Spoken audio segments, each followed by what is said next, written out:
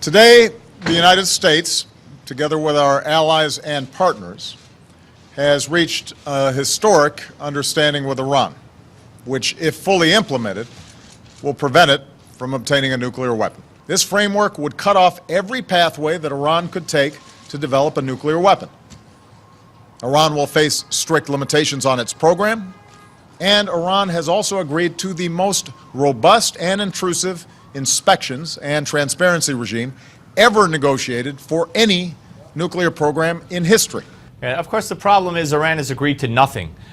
Joining us now is Andrew Bostom, professor of medicine at Brown University, PJ Media columnist, and author of Iran's Final Solution for Israel. All right, Doctor, you wrote a piece which I just found at andrewbostom.org, which I found fascinating. This compromise. I mean, anytime you hear out of the blue, Barack Obama says, all right, I agree with Congress, they should have a role in this, you know it's got to stink from the inside out, the outside in, up and down and sideways. Something's not right. He wouldn't just capitulate.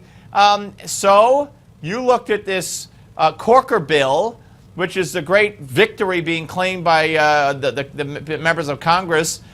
See, we got our say. But this bill stinks. Steve, I went through the bill. It took me a little while to find it. Before I found it, I actually saw an honest report in Politico that said that the bill explicitly states that Congress does not have to approve the diplomatic deal struck by Iran. And moreover, a very good report in the Washington Post pointed out how Obama, quote, retains the right to veto any action to scuttle an Iran pact. So in other words, Senator Johnson lamented the fact. I mean, he still signed on to it, but he lamented the fact that this was an after the fact role of review, basically created, which he said remained a long way from advice and consent for such an agreement. Now, this is an arms control agreement, Steve, and the fact that Obama has turned the tables on this Republican-dominated Senate, so that they have to accept the basic agreement. Then they are privileged to be able to review it after the fact, and if they find some objections, they can attempt to do something to the sanctions regimen to reinstate it. If 34 Democrats don't vote against it, right, 2/3, yeah. Yeah, I mean, so he's totally turned the tables on them.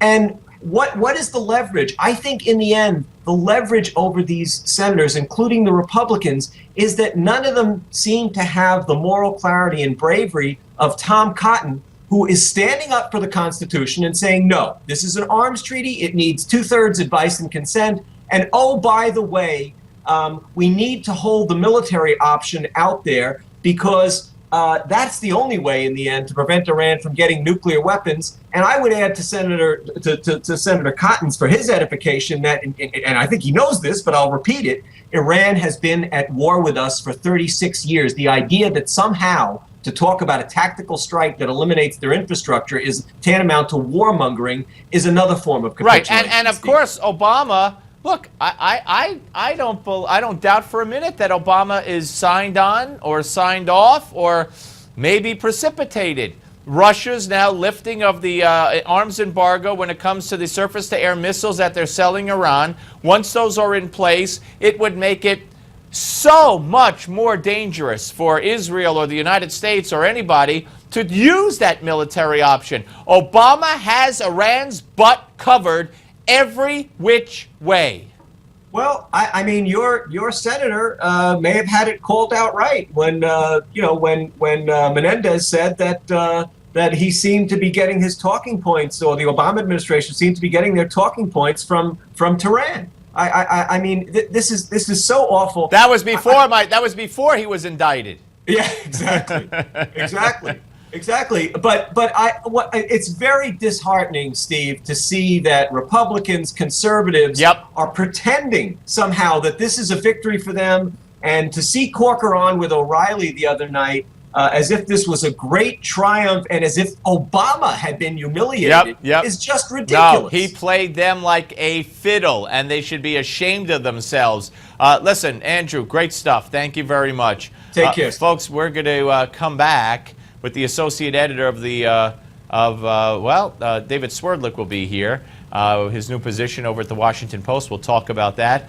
But first, we're bringing back the viewer call-in segment here on the Steve Malzberg Show. So if you want to talk to me on the air about the events of the day, I suggest this is what you do. You have to reach out to us first, in advance, by emailing us at callsteve@newsmax.com. Call Steve at newsmax.com. Give us your name, how we could reach you, what you want to talk about, and we'll get in touch with you because we want to hear from you.